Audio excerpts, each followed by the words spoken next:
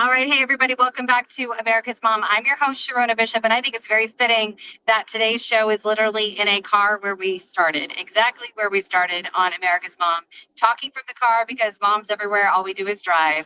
And today, actually, it's very ironic because the court proceedings that are happening in Denver, Colorado have taken an unbelievable turn. And I used to sit in this car and tell you guys about the crazy stuff happening with voting machine companies. Talk about Matt Crane, Dan Rubenstein, Dominion Voting Machines, everything that was happening with Mason County Report 1, 2, 3, and now 4.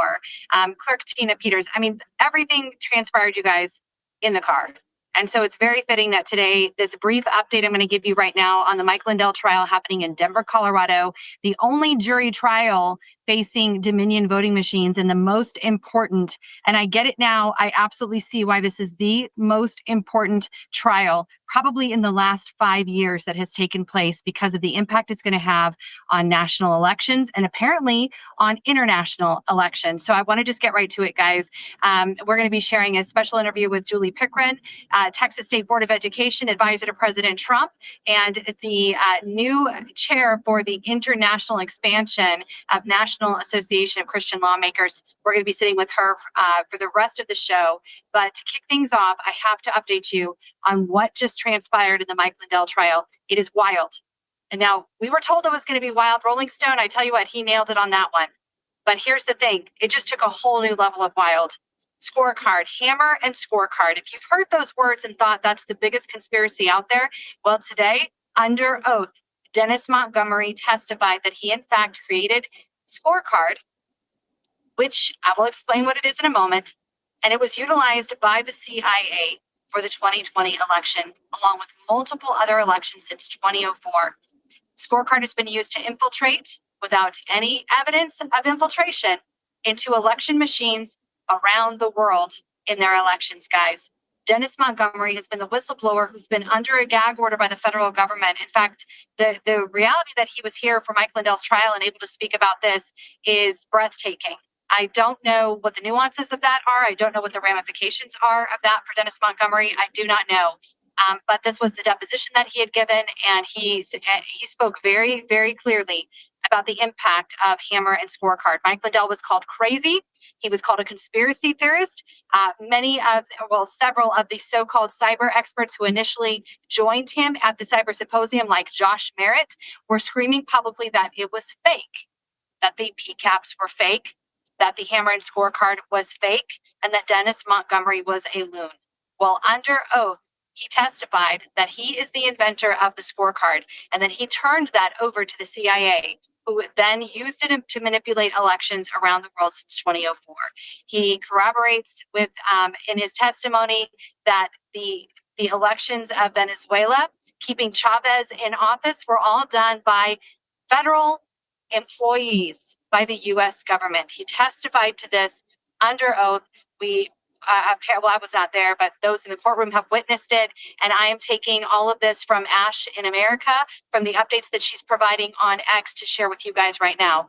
Now, again, because I've been there since the Cyber Symposium and I watched all of this roll out, watched this play out, not understanding any of it, by the way, until really now, and the significance of what Dennis Montgomery especially was saying.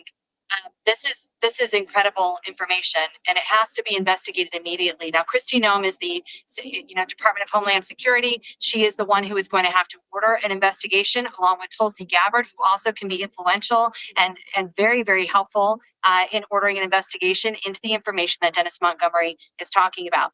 During the testimony of Mike Lindell, he stated that he had tried many times to get this information to the appropriate government officials and was, quote, blocked. Again, we saw the smears by media.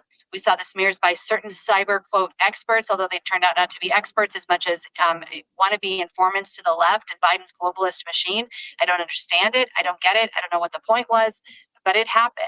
And I was there to see a lot of this.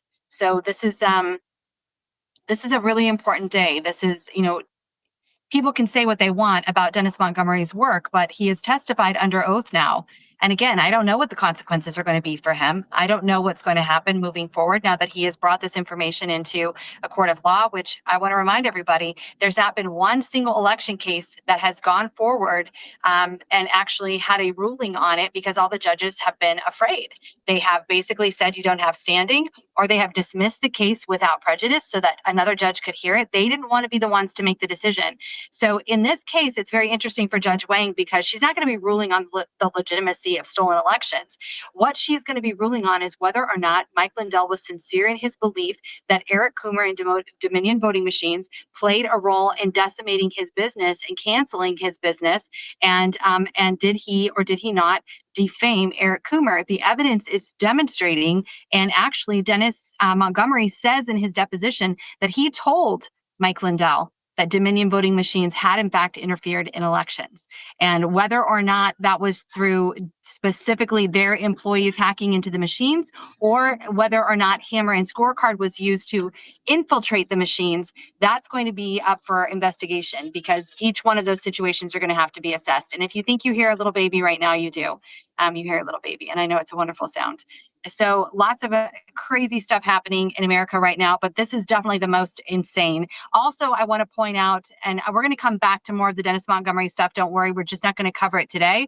There's so much in depth that we have to get into to really do Dennis Montgomery's work and the allegations that he's made justice. Okay. But I want you to know also in Denver, Colorado, that Antifa has rolled out their first event yesterday. In fact, this morning, people had trouble getting to the courthouse because the roads were blocked. They are taking up residence outside of the immigration office, which is actually across the street from the federal court building where Mike Lindell's trial is being held. You will also recall that Seth Heidi Beadle, a trans activist journalist who is part of Antifa, has been a journalist in support of Antifa, testified last week against Mike Lindell. I don't know what he testified. I don't know what he could possibly say, but there he was. He testified. And of course, Antifa decided to stir things up a little bit early ahead of the King's protest that's supposed to take place at the Capitol on Saturday. So you can only wonder what that's about because Mike Lindell is one of the closest friends and associates of President Trump. So this comes on the heels of this, what's supposed to be this is so funny to me, actually, the way that it's been spread. The Saturday protest, the King's protest, is supposed to be a bunch of white liberals hanging out talking about how much they hate Trump and how Trump is bad, Orange Man bad, and let's take our Constitution back. I'm not even joking. I'm not joking. That's what they're doing. They're saying we don't live in a kingdom, we live in a constitutional republic. And I'm like, hey, that's my line. That's my line. I'm the conservative here. But they're using that rhetoric to push back against President Trump. So ahead of that, Antifa has decided, hey, we're all in. Mike Lindell's here. He's having a trial here. Let's disrupt some of that. Let's just cause problems. And that's what's starting to happen. So the video has been posted on X. You'll want to head over there and take a quick look because you just won't believe how ridiculous this stuff is. You know, Denver, Colorado, also known as hell, for those who have to live there and have to endure the policies of Mike Johnson, who continuously acts like he has no idea what's going on and everything's just wonderful and great in Denver, whether it's the tweakers, the illegals, the drive-by shootings. It's a horrendous place to be right now. And really, it has been for the last 3.5 years. But they keep telling you everything's great, everything's awesome in Denver. I still remember back to 2021, 2020, the summer of love, when Antifa and BLM destroyed our capital, and of course the Union soldier was moved out of the Denver Capitol because Colorado is not a racist state, never has been, never participated in the Civil War, and had a Union soldier up to recognize that we were in fact for true equity and equality for everybody. And yet that statue, guys, has never been replaced. It was actually a big black weird looking box thing is in its place right now. And so I remember because the Summer of Love was the first time Antifa decided to show us how much their rights are being trampled on. And I guess here we are again. They're starting it again. And I'm wondering if they have found concrete blocks. So just to chalk it up, let's tally it all up. Antifa has decided to start their reign of terror from Los Angeles to New York, Chicago, Washington, Oregon, and now Colorado is the latest victim of their riots and protests and nonsense that they're going to start. So we'll see what happens. I'm going to be there tomorrow, on Friday. So we'll be live on Friday from the federal building, Mike Lindell's trial, and we'll be covering anything that's happening with Antifa or with this King's protest that's happening also. So be watching that for Friday. Now, I'm going to kick it back over. We have an incredible interview that we did with Julie Pickren at the National Association of Christian Lawmakers, and I'm very excited to share this with you guys. I hope you find it encouraging, informative, very, very informative. There's tea in here, you guys. You're going to want to listen to this. And also just recognizing that we're living in a really amazing time. So don't give up, don't lose hope, and remember, all that's necessary for evil to prevail is for good men and women to do absolutely nothing. Enjoy the conversation. Welcome back, everyone, to America's Mom. I am your host, Sharona Bishop. I'm so excited to be sharing this story with you guys today. You guys. We've had an incredible last weekend being around great American legislators, business owners, pastors who understand that our goal right now is to save our country, and this is the time to do it, and it starts with building a strong foundation. I've been talking about the National Association of Christian Lawmakers that's been created to hold them accountable. As we've talked about so much here on America's Mom, we get these great representatives, we get them into office, and then in a couple short years, we cannot even recognize them anymore. They have deviated so far from their original platforms. Well, there is accountability, there is support, and there is foundational principles that are being taught in this organization. And I am extremely excited because I have a dear friend who introduced me to this organization. And those of you in Texas, you know this shining star. She is a beacon of light and hope in the state of Texas. Julie Pickren has been leading the Texas Board of Education, as well as massive amounts of legislation to keep Texas great and help restore the rest of our union. Julie Pickren is joining me today to talk about her endeavors with the Texas State Board of Education, how she's securing education, not just for Texans, but the rest of the country, and the incredible shift she is making with NACL, taking it internationally. Julie, thank you so much for this time. You are such a gem. You are such a light. I knew it the first time that I met you. I didn't know how we could possibly be friends because you are just so larger than life and constantly running around. But you've made time for me today, and I appreciate you. Thank you. Thank you, Sharona. And truly, the title America's Mom is so fitting for you. God's calling and His grace on your life is just abundant for everyone to see that truly how much you love America and you love family. Thank you. I really appreciate that. I want to talk about your motivation in politics and how you found yourself in this position. People may not know, you had to win your position in the Texas State Board of Education, not once, not twice, but 3 times in a row. Like the same election, you guys. This was not spread out through years, the same election. Can you talk a little bit about how you got involved in policy in the state of Texas? Yes, the election for State Board of Education was a little bit like Groundhog Day. Won the primary, had a very crowded primary season because it was an open seat. And so there were several people in the primary. So everybody was saying, Julie, you're going to go to a runoff. You're going to go to a runoff. There's no way you can avoid it.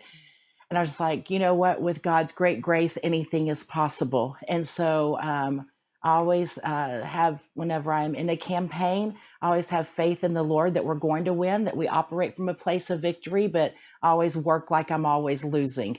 And so we won that primary. It was a clear mandate from the people. We won with well over 50% of the vote in a very crowded primary season, which is difficult. I think in that primary year, I was the only one in a statewide race that did not go to a runoff. So it really was God's great grace. And so I always say, our hard work plus God's grace is whatever He wants it to be. And so anyways, won a decisive victory then, but then went to the general election. And in the general election, Harris County in Texas is one of the counties that I represent, one of the several counties that I have the honor of representing. And so Harris County, we looked like we won the night of the election because the votes were so strong in the 10,000 square miles that I represent. But so we couldn't announce that we won, even though the numbers were showing that we won. And then Harris County asked for a delay in reporting their numbers to the state of Texas because they said they were having so many problems getting all of their votes tallied. which is a whole nother story in itself, because if you're Mhm. running a fully digital election and all the votes are supposed to be counted as, as they're turned into the county that night, and the machines are all tabulated and calculated, it's wild that the county would say, oh, we need another 24 hours, or we need another 48 hours, or we need another 72 hours. So it's kept delaying the announcement. And then several days after the election, when we were preparing to announce, Harris County comes back and says, oh, I mean, this is days after the election, okay? Election's over. We're already in the next week. They come back and they say, no, you can't announce yet because we found a V drive Oh with my with gosh. about 10,000 votes on the V drive. And of course, we hear every vote counts. That's a little bit of misnomer, because there was no chain of command on that V drive while it was missing those several days. But anyways, the county went ahead and counted all of those votes, and Sharona, God is so good, we still won. And so Yeah, that's incredible story. That's amazing. So they didn't find ballots; they found a drive, a thumb drive, a V yes, drive, and just decided they were going to add all of those votes, and yet still did not prevail. Tell me, yes, God doesn't have a plan. yes. Mhm. Just President Trump's words of, you're going to win so many times, you're going to get tired of winning. I felt that way just from my primary season through the general election. I said, Lord, we won this election now 5 times in 1 year. This is and this is the kind of grit. This is why you're such a powerful woman, and I want people to hear from you, because in throughout all of that, you maintain joy and confidence and belief God's will is going to prevail, and you're so gritty. You're so tough. In the state of Texas, all around the country, people are hearing about incredible legislation that's being passed to protect our children and to Absolutely. advance put rigor back, really help our kids to be truly educated in the state of Texas. I want to talk about some of those victories that you've had in the legislature. How are you empowering and strengthening the real education in the state of Texas? Oh my goodness, we have had a lot of victories. Just in my own personal experience, I have had the honor of either advising, helping to author, helping to write, or help passing over 100 pieces of education legislation in states across America. And so, Incredible. the core of it, the core of everything that I assist with, of great legislation that I assist with, you have to know your core values. It's the big buzzword right now is you have to know your why. Mhm. Okay. Well, my why has been my core for my entire life. It is faith, it is family, and it is freedom. So legislation that promotes the people's right to free assembly, right? A constitutional right, a God-given right, Mhm. okay? That's number one, representing God in the marketplace. I'm a businesswoman also, representing God's ways and policy and business, representing God in government, and representing God in everything that we do. You can't separate me from my Christian values and my Mhm. Christian beliefs, Right. right? Mhm. That's the foundation, is our faith, my belief in Jesus. My Christianity is my number one. That's my foundation. Then it's family, protecting parents' rights. Psalm 127 in the Bible says that children are a blessing from God. In Psalm 127, God was talking to parents and to family. He was not talking to government. But unfortunately, right now, what we are seeing in America is, this whole my truth, your truth. Well, if my Mhm. truth differs from your truth, then one of us is lying. We Mhm. can't both, if we are differing, we cannot both be in truth. Mhm. Okay. One Yeah. of us has to not be in truth. And so, anyways, in America, we are at a fundamental crossroads in policy and education policy at the state legislature level, even what's happening in the past with the United States Department of Education, and at our Mhm. local school board levels, that the foundation has a seismic shift in it. And that shift in the foundation of rules and policies and implementation is, who does the child belong to? Incredible question, because that really is on the ballot. I mean, this is what's happening in the state of Colorado, California, Washington, Oregon. Does the state have more power over your children if they are, specifically if they're involved in the public education system? But do they have more power and more say than the parent does? And fundamentally, you say absolutely not. Absolutely not. Because again, as a believer, we go back to the Word of God, and we know firmly that God, right, whether you recognize the Bible, the Old Testament scriptures as the Torah, whether you recognize it as the Word of God, as the Bible, whatever you look at, original text, which spans many religions, right? It crosses many religious boundaries and many cultural boundaries. There are very few cultures and very few religions that would actually come forward and say that children belong to the government. And in my mind, there's really only two that I've ever ran across or identified. One of those is called secular humanism, okay, right? That believes that man is God, and then, right, then it's very easy to transfer your rights to the government. The other is communism. That's the only two people groups, political groups, belief groups that I've ever found that believe that children belong to the government. And so the belief that children belong to their parents and that parents have the inherent right to guide the moral upbringing, the education, the direction of their child's lives, that spans cultural lines and spans religion and crosses religious barriers. So really we're getting back to the heart of America, is that family is the cornerstone of civilization.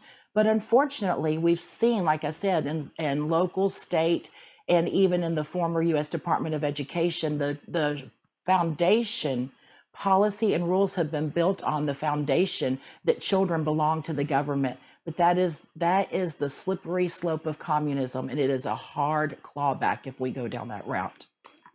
In in that spirit, we have this, Linda McMahon, who has taken over as the Secretary of Education for the Amazing country, woman.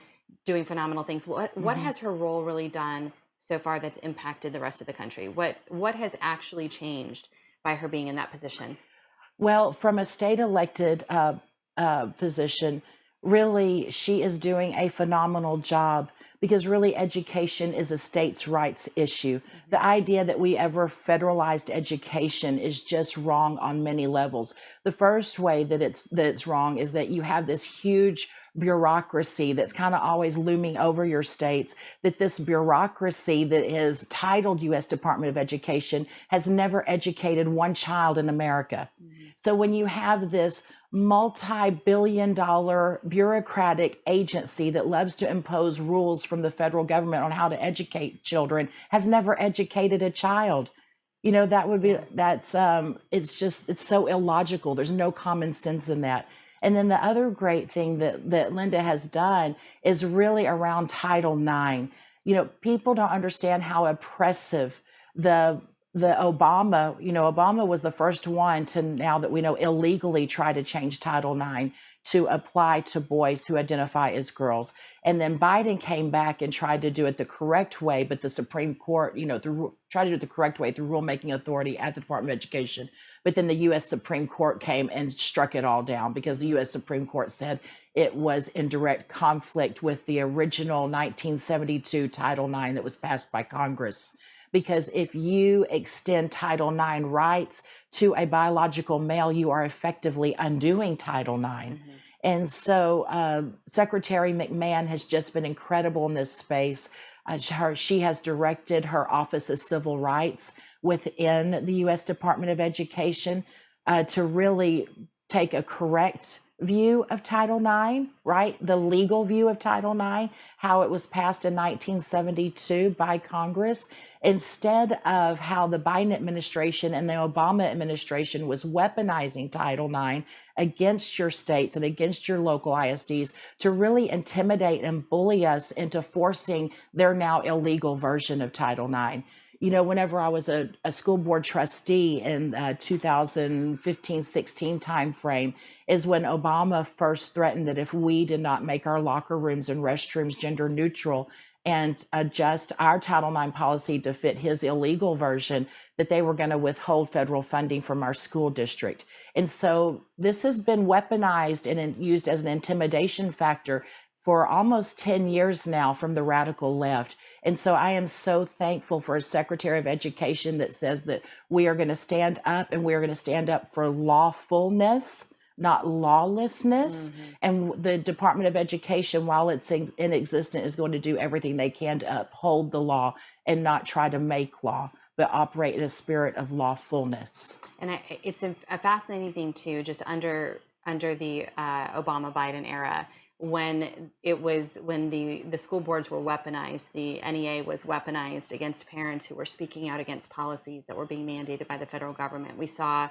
how the centralizing of our education system allowed for them to dictate the practices that were going on, using ESSER funds throughout COVID to force comprehensive sex education to be implemented throughout the country, even in states that weren't doing it at that time. So it's interesting to listen to people. I'm hearing it less and less and less, actually, from the left, that this is such a bad thing about decentralizing and taking that power away from the federal government, giving it back to the states to control what happens there. But that was a reality of what happens when we turn over all of our power, all of our own authority, our state authority, our personal authority, our parental right authority to the government. And they came for parents.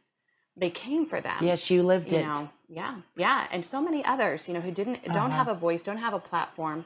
But you've also been instrumental in passing laws in Texas to bring the Bible back into the classroom. The Ten Commandments on every school ground.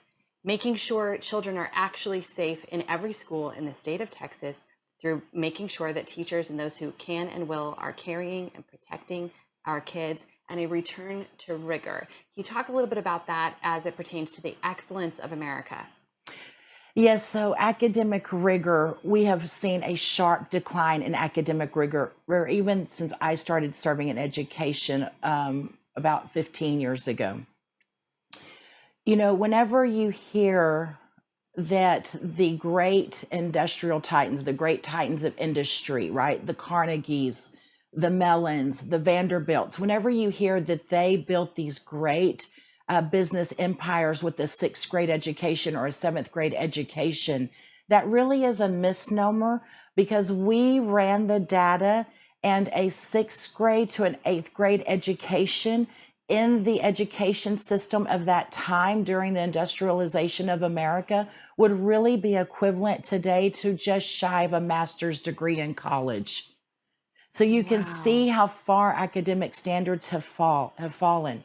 If you look at the New England Primer, which was the very first textbook in America, the most widely used textbook in American history, and the longest running textbook in American history, when you open it up on day one, the first day of school, they are learning the 23rd Psalms in Latin and then in English. And whenever you go through the textbook, every lesson is in Latin first and then in English. So when you look at day one of kindergarten today, right? Think about it. Yeah. It's a box of crayons, it's some worksheets. It's really just trying to, and a lot of times, unfortunately, it's just trying to teach kids how to color inside of a shape without going outside the lines. And I'm not saying this is everywhere. I'm saying some schools do education with excellence and do it very well. I'm talking about for the broad knowledge, okay? The majority. Right, for the majority. So whenever you look at it that way, that's the way they're starting their first day of kindergarten. They're starting the first day of kindergarten just really kind of orientating children to the building, showing them where to go to the classroom. Teachers are still tying shoelaces. Teachers, right? It's like, it's a very different world than if you go back to when education truly was great in America, right? Whenever we had a very highly educated population, where the first day of school is learning the Bible in Latin and learning English, learning Latin first, and then learning the correlation to English to build a strong vocabulary foundation for kids. And also the actual meaning of words, the real application, and the power of words, of language, of communication that has not been emphasized. Absolutely. Harvard just released, Harvard. In Texas, we have a saying that says, just can't get right. I'm telling you, Harvard just can't get out of their own way. But Harvard right now, a few months ago, they issued a study. And in that Harvard study, they were talking about the remediation courses they're having to offer now in English because of the lack of reading skills of incoming freshman classes.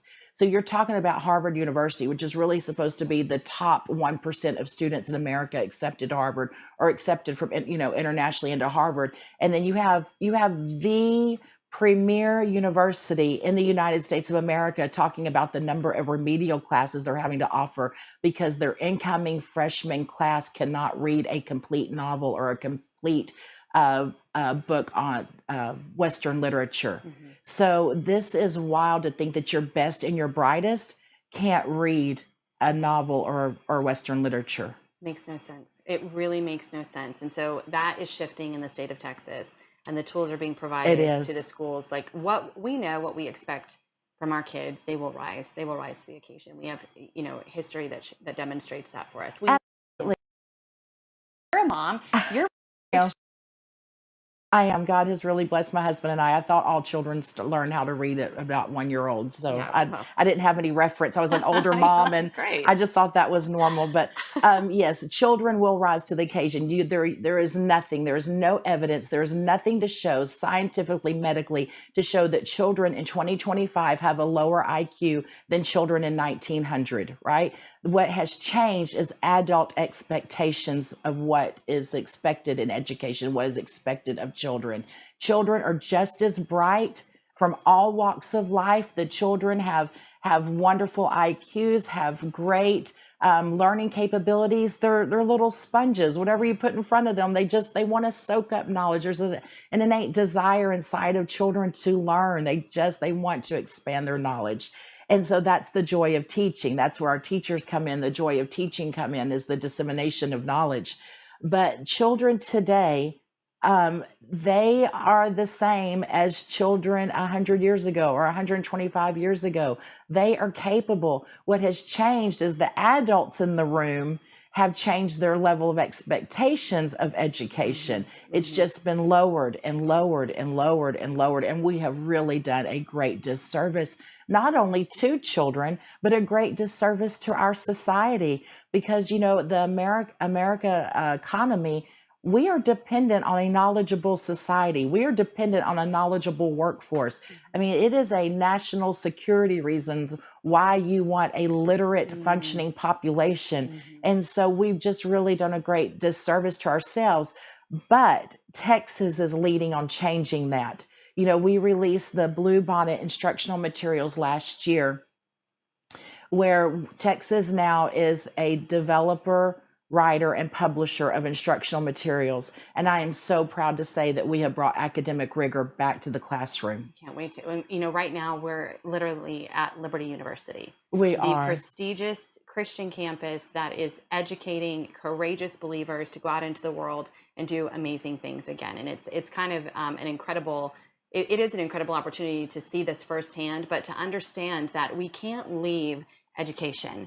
And I have to say, I am one of those people who has said, I'm not willing to risk putting my children in university or sending them off to college and risking everything I've done for the last 18 years being undone in their minds and their souls and their hearts and for their eternity. And so being here at this campus and being exposed to this association, National Association of Christian Lawmakers, is really giving me a whole nother perspective. You have been a part of NACL, promoting what they've been doing. And as always, with everything you touch, Julie, they say everything's bigger in Texas. Everything she touches just gets bigger and it grows and God blesses it. And it's this incredible impact that you have. Tell us a little bit about NACL and then the expansion that you are bringing to this organization to empower and embolden nations all around the world. Well, I was so excited a few years ago to be invited by Senator Jason Rapert to become a member of the National Association of Christian Lawmakers. And so they have just done incredible work. The association is about 4 years old. Governor Mike Huckabee was instrumental in the formation of it. And like I said, Senator Jason Rapert was the founder and the head of it. And so in 4 years, they have passed hundreds of policies centered around faith, family, and freedom across the nation. I mean, God's blessing on this organization, whether you're part of the organization or not, when you look at the amount of policy that is being passed out of this organization that promotes faith, family, and freedom, you have to see the hand of God with this organization, because it is incredible the amount of policy that has been passed. But it is made up of lawmakers, Christian lawmakers from the state and federal. Now we are accepting lawmakers from the county level. So If you are a Christian and you have been promoting faith, family, freedom policy in your area or in your state, I invite you to join National Association of Christian Lawmakers. We just have an incredible organization that provides support, provides advice, provides help on helping you to win at your local, state, or national level. And this is really powerful too, because as we've seen in the last 5 years, so many that are sprouting up right now, we're new to politics, we're new to this game, as they like to call it, and it can really beat you down. And you can start finding yourself making compromises because you just want to get a bill passed, or you want, honestly, you want to do something for the people that have elected you. And what I've heard over and over again at this particular conference is stories of people digging in, reaching out because of this organization. They were not on their own.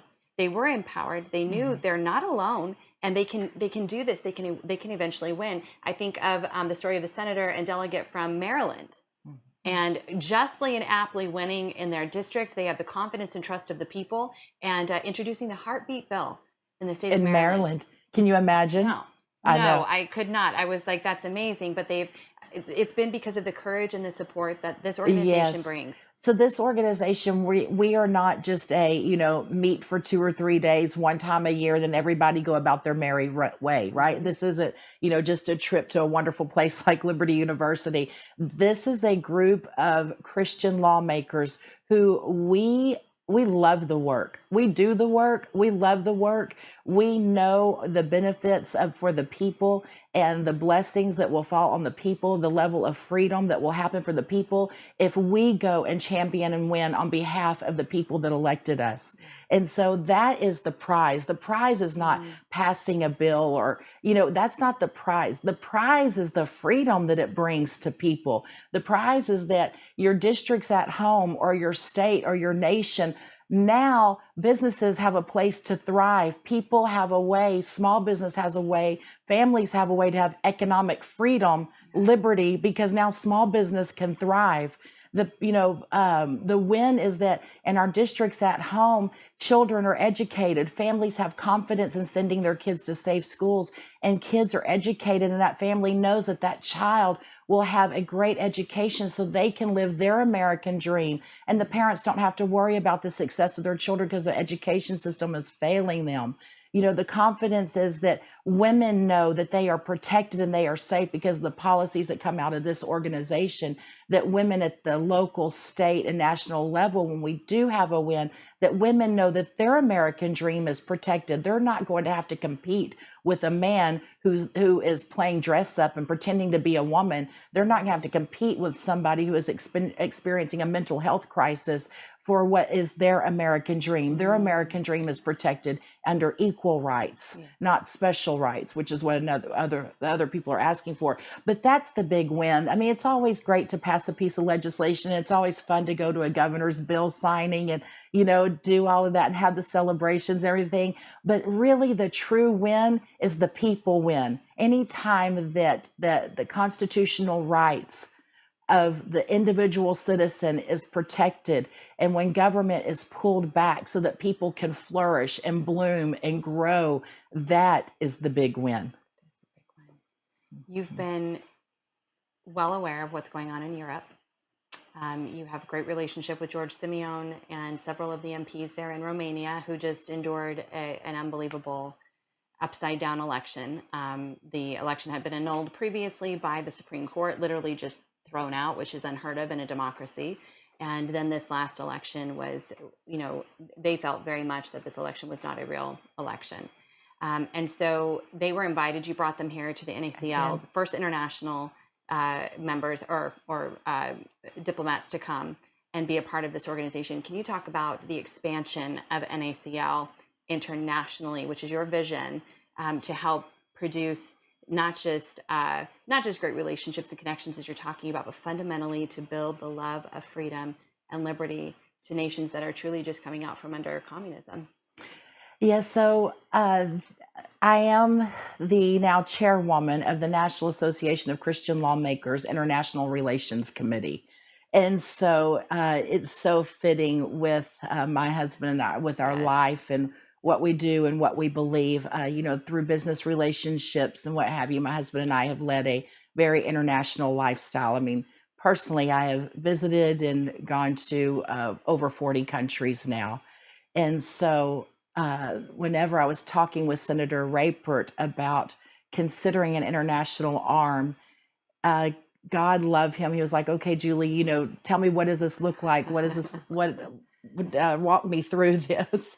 And basically, whenever you travel internationally, you realize that people are really the same all over the world because God puts a craving of freedom inside of everybody. Everybody wants to be free. There are things, regardless of borders, regardless of religion, people inherently what they want is they want to be free. They want their children to have opportunity and they want to know that their children will remain free. So on those, and they want freedom to worship. So those core beliefs really unite people across the globe. And so when I've traveled, like I said, to over 40 countries now, and talked with world leaders in many of those countries, national leaders in many of those countries, it's the same concepts of what we enjoy in our US Constitution. Sharona, the United States Constitution, in my humble opinion, is one of the most beautiful, God inspired documents in the history of mankind. And that is why all of us, whether you're elected, whether you are an individual, we all should fiercely defend the United States Constitution. 100%. But around the world, they don't get the freedoms and the God given protections that we enjoy as Americans under the United States Constitution. But world leaders in other countries, they recognize the need for policies that promote faith, family, and freedom. And so there are a lot of Christian elected officials around the world that really do not enjoy the cover of the US Constitution like we do as Americans. And also, they do not have the support system of an association to come alongside with them and to pray with them. As an elected official, I can tell you some of the most important times in my life is when we're literally, as they say, on the battlefield, right? We're fighting for a great policy. We're fighting great opposition for a great policy to be enacted. And I get a phone call at midnight at night from a friend or a pastor saying, "Julie, can I just pray with you?" Those are the moments that you truly remember. And so that's what we want to do for our Christian elected officials internationally, is we just want to be that hand of support and that prayer and that the support for them. And then also the mentoring for them, right? We have won a lot. As President Trump would say, we have won bigly, right? We are winning bigly. Okay. And so they look at us for hope. America truly is, once again, we truly are the beacon of light on the hill of freedom for the whole world again. And so we need to come along and we need to do whatever we can to support them, to help them, to pray for them, to pray for these Christian lawmakers. We've talked about before in Africa, there's great persecution right now of Christians in Africa. But there are still elected Christians in parts of Africa where the people are being persecuted. So those elected officials are, they're feeling the weight of, my goodness, my parishioners in my district are being slaughtered, right? But I'm a Christian, I'm elected, what can I do? So what NACL is doing with our international expansion is just, like I said, we're coming along, we're going to provide some supports, we're going to pray with you, we're going to mentor you, we're going to help you bring all of your Christian lawmakers together in your country so that in the individual countries, they can assemble their own association so that they can promote policies that bring freedom to people, that protect people's religious liberty and protect their faith, and that also empower the family and recognize parents' rights and really do everything they can to support the family. What do you think is the most critical component for freedom? The most critical component for freedom, oh my, I don't think you can really pinpoint it solely to one thing. As a Christian, it is a firm belief for me in the Word of God, right? There's two facets to this. You asked me such a deep question. I'm going to give you a little bit of a deep answer. there's two facets of this, right? There is what you're promoting, which is freedom, right? Which we know as a civilization, and we also know from the Bible that family is the cornerstone of all civilization. So, in a very simplistic answer, I'm going to say that policies that promote family, right, that promote parents' rights, that push the government back on interfering with families, is and the parents' rights to choose the direction of their children. That is one of the bedrocks of promoting freedom. The other, of course, is religious liberty, allowing people to freely worship God how they choose, and freedom to assembly. That is huge. That was one of the biggest one of the worst things that could have happened in America's history during the COVID shutdowns, when we shut down our churches. When we allowed liquor stores to open and churches were shut down, that sent a clear message on what government felt like was important and not important. So we really need to pass protections in a lot of states to make sure that never happens again, because the right to assemble and the right to worship God should never be infringed upon. And so, really promoting that, promoting people's right to worship God and to freely assemble, promoting and protecting the family, and then also just allowing for economic development. You know, so many places in the world, the corruption happens on the business side, on the economic development and the business side. And so, you know, in Texas, we enjoy a high level of freedom. One of the stools, the legs on the stool of that freedom is the fact that the vast majority, I believe it's over 98% of the businesses in Texas are small business, right? Right. 1 to 100 employees, small business. So whenever you have an economic system that really promotes small business and promotes individual ownership of businesses and family owning businesses, then you see economic freedom develop in areas.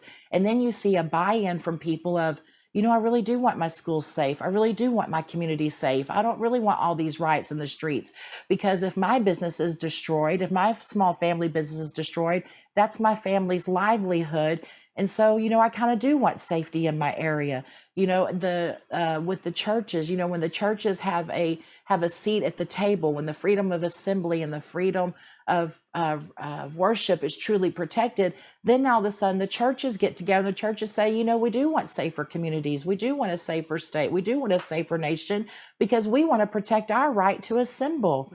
And so it's just whenever you empower people, when you empower the individual, and whenever you empower the family, all of a sudden everybody, as we would say, has skin in the game.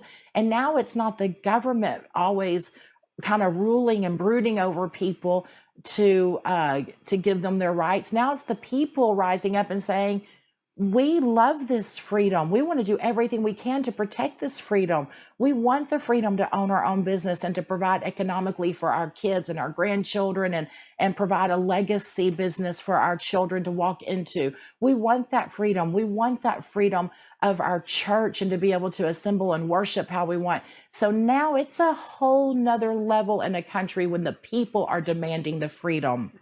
And so that's what I kind of took a wide detour there, but that's what the goal of the International NACL is to help countries to develop their own version of NACL, where they can bring all of their Christian lawmakers together to pass great policies.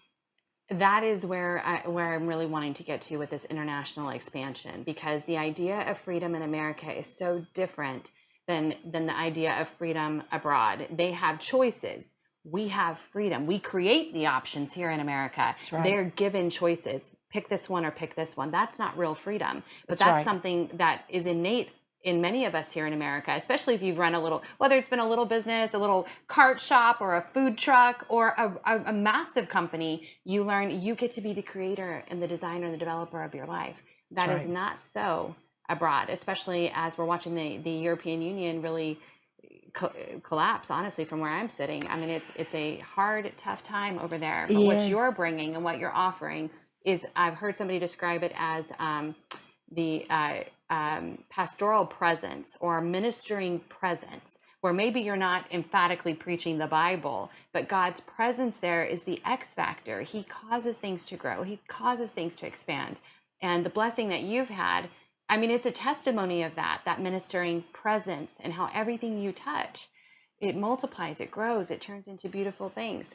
I mean, how do you explain it otherwise? You can't. There is no other explanation other than the blessings of God. There's no other way. As Christians, we believe that, you know, the Lord calls us to do difficult and extraordinary things, right?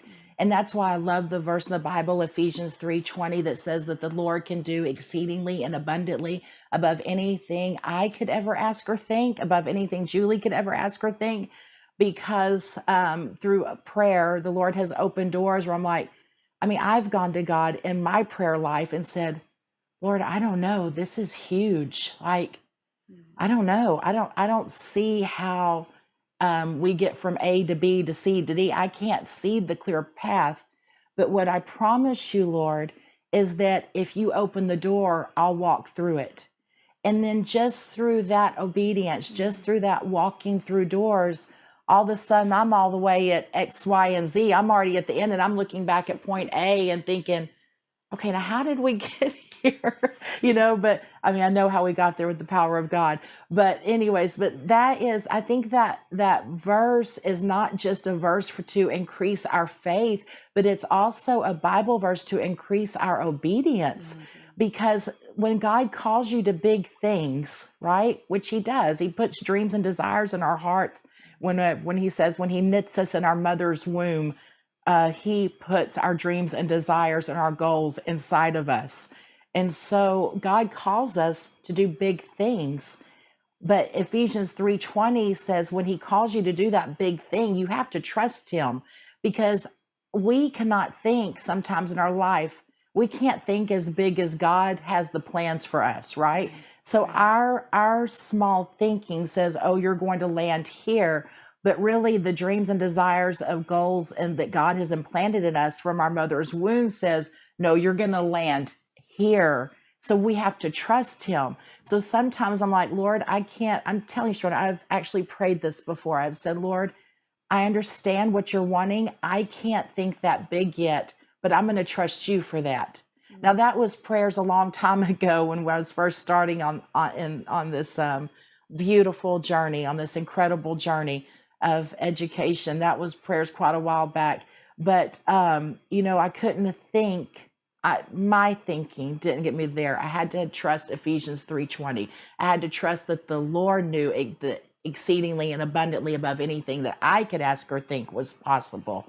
And so that's where we're at now, because we have just like I said, the Blue Bonnet Materials in Texas truly falls under Ephesians 3:20. Incredible. To have Texas become a national publisher of instructional materials, to have it use the Old Testament and the New Testament for the enrichment of knowledge, to really just bring a strong foundation and a greater depth of knowledge of why does Western literature say this, and is it written this way? Why do we have baby Moses' laws? Why are our rights God-given? Why do we have Good Samaritan laws? Whenever you don't understand the why, your knowledge is very shallow, right? They say it's right a mile wide and an inch deep.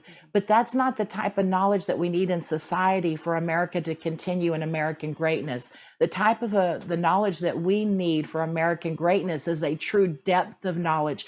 Because when you know your why, when you know the why we have these laws and why our court system is set up this way, and why we don't have a king, why we have a president and not a kingdom. When you know these whys, then you're not movable, you're not shakeable. Right? The winds of socialism can blow and you're steadfast. The winds of communism can blow and you're steadfast. You're not moving because you're like a tree that has very deep roots. You know why you believe what you believe. And so no matter which way, what attack is coming against America, or what attack is coming against the American dream to steal our God-given freedoms and to steal our children's future, you're not moving because you understand, you have the depth of knowledge to understand the importance of God-given rights and our entire American structure. And this is why I am falling in love with National Association of Christian Lawmakers, because this kind of depth, this kind of knowledge and wisdom is what we are needing. We need mentorship in our lawmakers. We need connection with Christians who are supporting and elevating each other and bringing these truths to the reality, the laws that we're passing or the bills we're presenting or the culture we're creating in our own communities. And Julie, you're a leader in this. Thank you so much. Thank you for Yeah, all that you've thank given you. today. I would want to just ask you in closing, there are people listening right now who are like, that's great, Julie, but every day I'm bombarded with all of the news that, there's war here, there's trauma here, we've got riots here, all these things are happening. I don't even know where to start to get into the headspace that you're talking about right now. How would you counsel someone, or how would you mentor someone who is like, I want what you're talking about and I want to be effective? Where do I start? What's the first step? The first step for me in everything I do, because I am a Christian before I'm anything, the first thing for me is the Word of God, right? Pull out your Bible. If you don't have a Bible, there's wonderful Bible apps. Everybody can carry the Bible with them 24/7 on their cell phone or tablet, okay? Go back to the Word of God and really study who God says you are. When God says you're a daughter of the King, you're a son of the King, right? You're a brother and sister with Jesus. You're joint heirs with Jesus. Really go back to with who God says you are. When God says you are the crown jewel of all creation, mankind, how much the Lord loves us. John 3:16, for God so loved the world that he gave his only begotten son, that whoever believes in him will not perish but have eternal life. That love for God, for mankind, is that if you were the only person ever born, God still would have gave his only begotten son for you. That's the type of love in the Word of God and from God for the individual. And so, first, go back to the Word of God. Second, I would say connect to a church. Connect to a church because, things are always coming at us to tear us down, to tell us we're not good enough, we're not smart enough, we're not pretty enough, we're not successful enough, we're not rich enough. The world is constantly telling you you're not enough, but God always says you're enough.